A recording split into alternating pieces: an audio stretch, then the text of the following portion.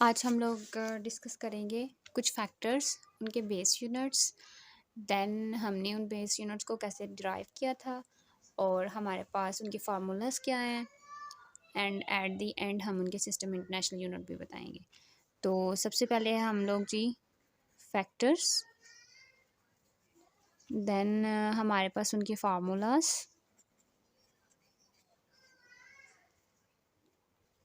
उसके बाद हमारे पास जो उनके यूनिट्स ड्राइव होंगे in the term of base units,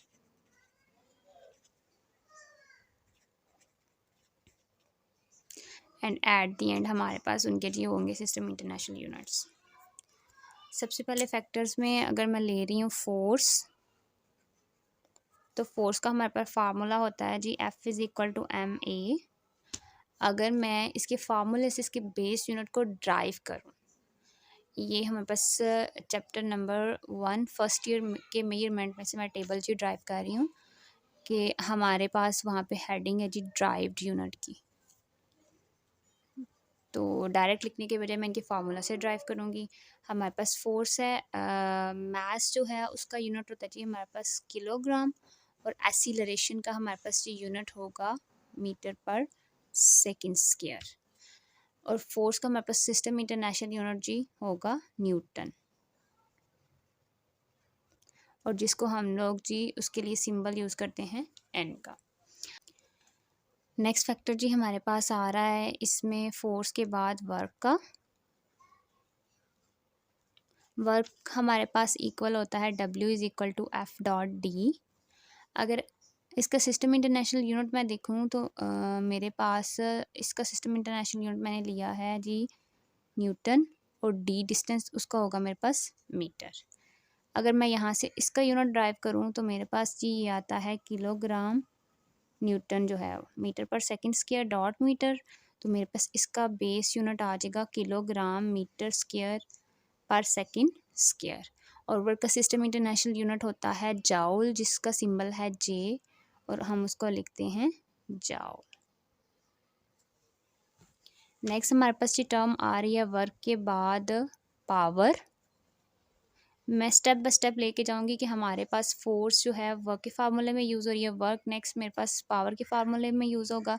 हमारे पास ये P इक्वल आएगा W ओवर टी के।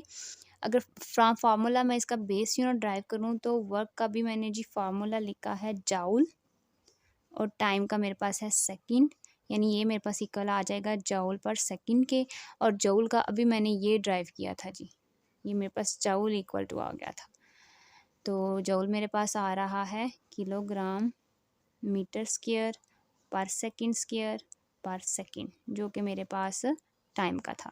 अगर मैं इसको लिखूं तो मेरे पास जी पावर का फार्मूला आ जाएगा किलोग्राम मीटर स्क्वायर पर सेकंड क्यूब, और मेरे पास सिस्टम इंटरनेशनल यूनिट जी इसका होता है पावर का वाट, जिसको W से डिनोट करते हैं, और वाट।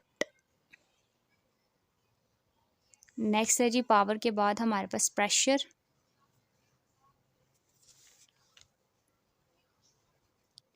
प्रेशर जी हमारे पास होता है फोर्स ओवर एरिया के इक्वल, और फोर्स का अभी हम लोग ऊपर बेस यूनिट ड्राइव कर चुके हैं। मेरे पास फोर्स का जी base unit system international unit है जी न्यूटन, और एरिया का मीटर स्क्वायर। अगर मैं इसको लिखूं तो ये मेरे पास आ रहा है न्यूटन पर मीटर स्क्वायर।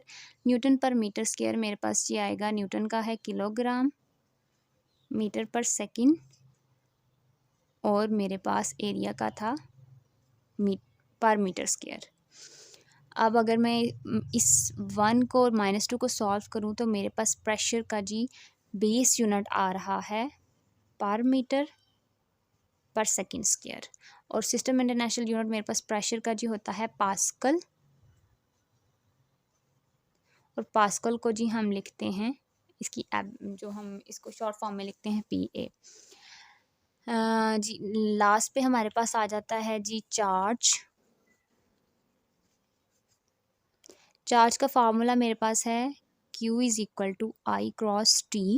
अगर मैं यहाँ से जी इसका देखूँ बेस यूनिट, तो मेरे पास इसका बेस यूनिट आ जाएगा I का एम्पेयर और टाइम का सेकंड। और इसका सिस्टम इंटरनेशनल यूनिट अगर मैं देखूँ तो मेरे पास इसका जी सिस्टम इंटरनेशनल यूनिट होता है कूलम।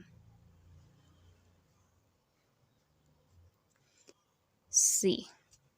जी, ये था जी आज का लेक्चर जो कि मैंने फर्स्ट ईयर के टॉपिक ड्राइव यूनिट में से हम किस तरह से फैक्टर्स के drive unit in terms of base unit जो हैं ड्राइव करते हैं और सिस्टम इंटरनेशनल यूनिट उनके क्या होते हैं उनको मैंने काफ़ी डिटेल से डिस्कस किया है, उनके फार्मूलाज भी बताए हैं। नेक्स्ट अगर हमें सबसे पहले फोर्स का यूनिट हम फाइंड आउट कर लेते हैं, ड्राइव कर लेते हैं, तो उसको यूज़ करके हम एट द एंड जो है वो बाकी क्वांटिटीज़ को किस तरह से सॉल्व कर सकते हैं, उनके यूनिट किस तरह से जो है हम लोग फाइंड आउट कर सकते हैं। जी, अल्लाह हाफ़िज़।